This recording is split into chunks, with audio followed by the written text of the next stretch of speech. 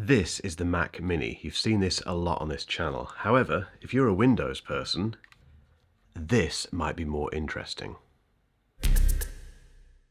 I'm such a massive geek about the Mac Mini. It's something which has just always amazed me in terms of what you get out of it with power, performance, and just how little you have to spend to get into Mac OS. However, I've not always been a Mac person. This might surprise you if you've been watching this channel for a while, or if you've just found me recently and you've watched loads of my Mac videos. If you have, thank you. I used to be a Windows person. It's where a lot of this hair went, to be completely honest, but I do have an affinity for it. I do have a very soft place in my heart for Windows still, even though I do occasionally give it a few jives, because I spent most of my teens, my early 20s using Windows PCs, even building Windows PCs. And that's why when the GEEKOM AE7 came across my desk, I was interested, because suddenly we had this little thing which, well, it doesn't even look like a Mac Mini because it's so much smaller, but it's, you know, in principle it's the same thing. It's a very, very small, compact and powerful desktop PC given its size. I wanted to know, can you get the same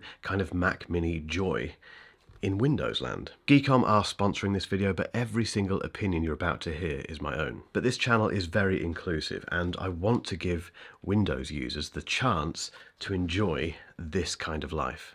Okay, let's talk about the specs and the pricing of the GEEKOM AE7, and I will have to refer to this because I'm not used to some of these names being a Mac person. It's running the AMD Ryzen 9 7940HS processor, which is a 4nm chip. It's got 8 cores, 16 threads, and it runs up to 5.2 GHz. On graphics duties, we have the AMD Radeon 780M. When it comes to memory, there's dual channel DDR5 5600 RAM. That is up to 64 gig that you can put into this thing. This one has 32. Storage wise, you can go right up to 2 terabytes. This one has 1 terabyte, but it is PCIe Gen 4 SSD storage. It also has Ice Blast cooling technology, which is GEEKOM's self-developed system with more heat pipes and an enhanced thermal medium for efficient temperature control, which means it operates at up to 40% quieter volume in terms of the fan spinning up than similar products. Connectivity, there's loads. There's 2 HDMI 2.0 ports, which means you can connect up to 4 external 4K displays, 3 USB 3.2 Gen 2 ports, and 1 USB 2.0 port. And those 2 USB ports on the front are actually USB 4.0, which means they're perfect for high-speed data transfer. There's a 2.5 gigabit LAN port, a 3.5mm headphone jack, and an SD card slot. Inside there's Wi-Fi 6E, Bluetooth 5.2, and it comes pre-installed with Windows 11. And as you'd guess these days, it's built with an eco-friendly and cost-effective mindset, so this thing is pretty good on the environment as well. Price-wise, it's $799 in the UK, $699 in the US, and it comes with 3 years warranty. Now, if we look at the equivalent Mac Mini, we have to go for the M2 Pro version because this has 32 gig of RAM in it, and you can't put 32 gig of RAM into any Mac Mini apart from the M2 version, which is this one here. The equivalent price, if you put 1 terabyte of storage into that Mac Mini as well, is £1,999. Now, in fairness, you do get more for the CPU with that because the M2 Pro has more cores and that sort of stuff, but that's quite a big price difference. And while we're talking about the Mac Mini, let me just explain why I love it so much.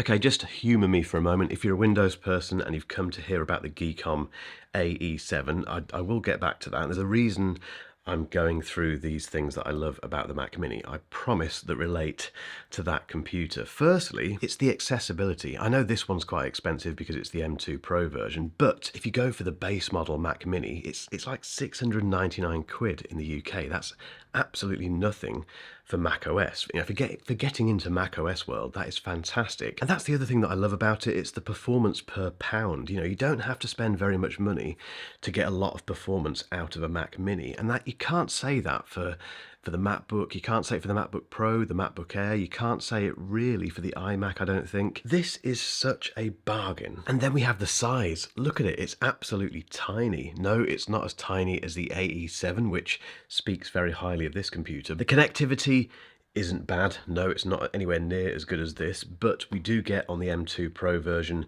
4 USB-C ports. We get HDMI, 2 USB-A ports as well. And then we have the silent operation. This doesn't make a sound, which does make a difference. If you work in a studio and you don't want loads of noise in the background, you know, fans spinning up and that sort of stuff, it's perfect. And then there's the option to build your own rig around this, so you don't get anything else with the Mac Mini. You have to buy a separate screen, a keyboard, a mouse, etc., which does add to the cost. Obviously, it's up to you what you go for. You know, if you want a massive monitor, a great big wide display, or a studio display, whatever you want, you can go for and make it your own. You can get a lovely mechanical keyboard, and then you get the possibilities of what you can do with this thing: video production, audio production, development work, research, general admin, and do it all computer for your office or your home. It's just so flexible. And this brings me back to the GEEKOM AE7. If you're a Windows person, the good news is everything I've just said about the Mac Mini can be applied to the GEEKOM AE7 because it's just as good. This is so accessible, £799. While I'm filming this, there is actually an offer on this as well, and I think GEEKOM do offers occasionally if you're lucky enough to come across one. But even if they're not doing an offer, 799 quid isn't very much money for a very capable PC. Then there's the power per pound thing, and okay, this isn't going to help you produce a Hollywood film. It's not going to be the thing that sits at the heart of your supercomputer setup at home, but it is very capable when it comes to media work, general do it all and throw everything at it type computer for your office, audio production if you fancy getting into that. It's, you know, you can do all this stuff with this tiny little box. Maybe you are a Mac person, but you just fancy having a Windows computer to play around with. Why not? Get one of these. Then we have the size. Now, I referred to the Mac Mini as tiny earlier,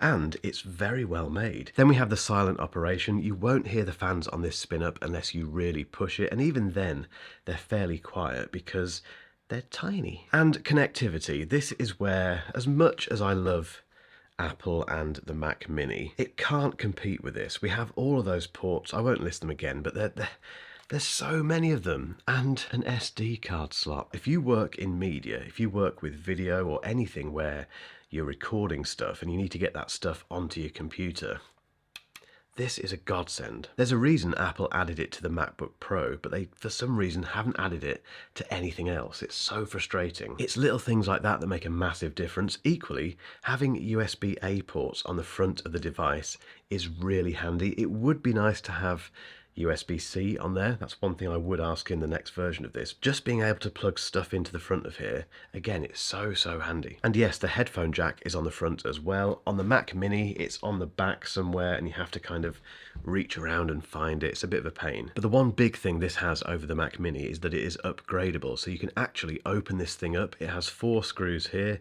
Unscrew those, take the plate off, and you can change both the memory and the SSD storage. So you can take it up to 64 gig of RAM if you want to, and you can whack a great big 2 terabyte SSD into here. That is very refreshing if you're a Mac user who remembers the Mac Mini that you could upgrade, where you could swivel that thing, take it off, and put different memory in. Those days are gone. We do have a choice here, don't we? So let's get into which one is right for you. This is quite straightforward because if you're watching this, you know if you are A, a Mac person, or B, a Windows person. Most people fall into those brackets quite cleanly. Some people don't. I completely understand that, and I'm not going to sit here and try and tell you that Mac OS is better than Windows or vice versa, obviously, because they're both as good as each other depending on what you need to do and depending on your budget. Macs are more expensive. Windows PCs, as we've found out today, are cheaper, and generally speaking you can do more with them in terms of upgrading, and there's more connectivity and that kind of stuff. If that kind of tempts you and you like the fact that this is cheaper than the Mac Mini alternative, it's an absolute no-brainer. However, if you're a Mac person and you can't think of anything worse than using Windows and you're just watching this video to see what's on the other side of the fence, thanks for watching it. Just go and buy yourself a Mac Mini because they are utterly amazing. And if you're wondering, I did do a little benchmark between these two machines. So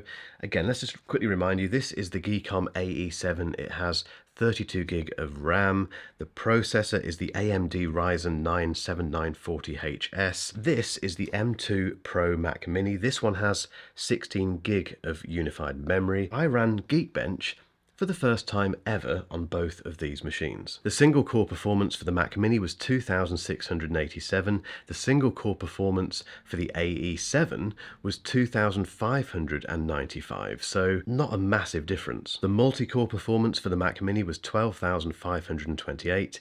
The AE7 multi-core performance was 11,840. I don't really know what those numbers mean at all, but they're not that different. Anyway, let me know what you think about the AE7 in the comments, and if you've enjoyed this video, give it a cheeky thumbs up because it makes a massive difference for this channel, and if you haven't subscribed, you know what to do. If you've still got some time, hang around for another video.